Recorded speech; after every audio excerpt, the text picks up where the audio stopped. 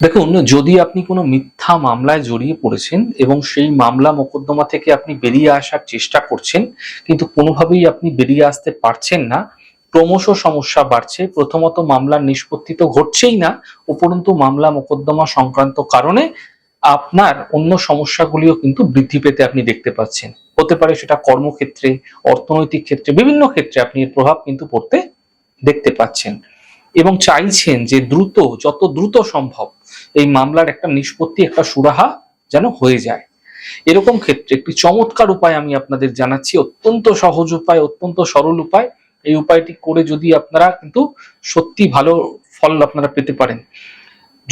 দেখুন, যদি আপনারা দেখছেন যে আপনারা সত্যি কোনো মিথ্যা মামলায় যদি আপনি জড়িয়ে পড়েছেন, আপনারা কোনো কিছু জানেন না, কোনো কিছু করেননি, এরকম ক্ষেত্রে আপনাদের এই প্রক্রিয়াটি কিন্তু দ্রুত লাভকারী হতে পারে। কি করতে হবে? প্রক্রিয়াটি ভালো করে জেনে নিন। 13ই জুলাই থাকছে অমাবস্যা।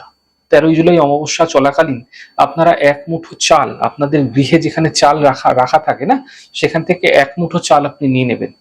যে যেই কোর্টে আপনার মামলা চলছে, আপনার গৃহ থেকে সেই কোর্টটা যেদিকে রয়েছে, সেই দিকে কোনো অসত্য বৃক্ষের গোড়ায় চালটি আপনারা রেখে চলে আসবেন। কারো সঙ্গে কোনো কথা বলবেন না। এই প্রক্রিয়াটি যে করছেন, কাউকে আপনারা কিন্তু ভুলেও জানাবেন না।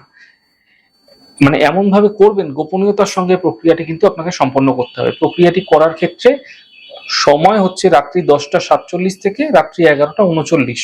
এই সময়কালের মধ্যেই এই প্রক্রিয়াটি করুন।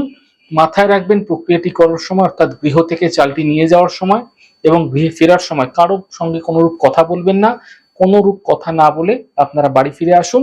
করে দেখুন, ফল নিজেরাই খুব দ্রুত আপনারা দেখতে পাবেন।